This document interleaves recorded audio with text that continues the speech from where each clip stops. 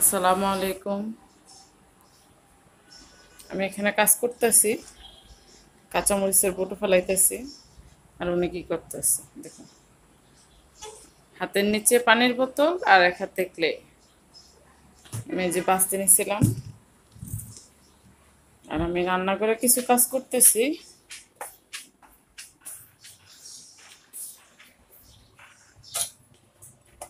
আজকে রান্না করব কাঁকরোল আলু দিয়ে। এটা একটু ভর্তা করব ভাইজা, মাছ ভাজি করে রাখছি। আলু, বেগুন বেগুন দিয়ে মাছ দিয়ে রান্না করব। এই যে পেস্ট কেটে নিলাম, এগুলো করতেছি। ভাত রান্না করা হয়ে গেছে। এই যে ভাত, ডাল, আর এটা হলো দুন্দুলের তরকারি মাছের। এটা আছে। আস্তে আস্তে কাজগুলো শুরু করি।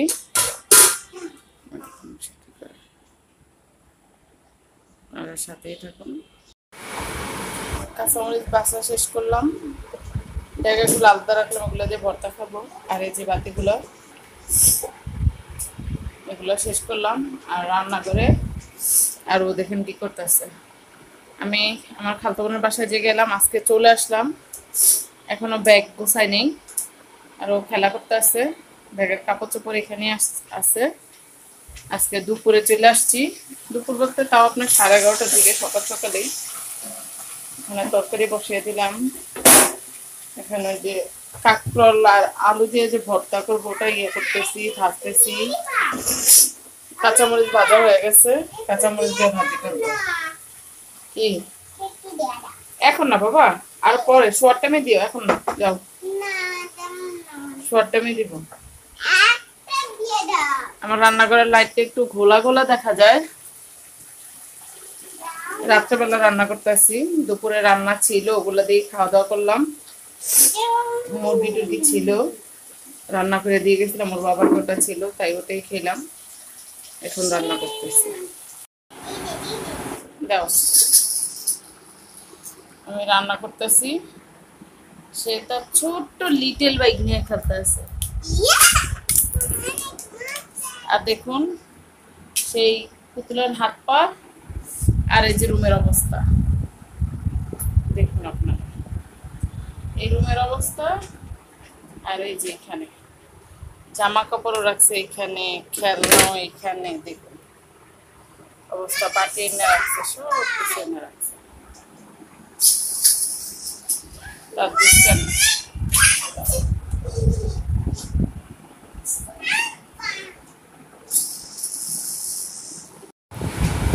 আমার রান্না টান্না শেষ করলাম। এই যে বেগুন দিয়ে মাছ, এটা তো ডাল, জিরা দিয়ে ফোড়ন দিছি। তরকারি আছে দুপুর মাছ, এই যে সেই ভর্তা, কাঁচামরিচ দেওয়াতে সবুজ সবুজ হয়েছে। আর এই যে পাটায় বাতাম ভাত। এই ভাতটা খেতে কে কে পছন্দ করে জানায়। এই যে ঝাল ঝাল ভর্তা।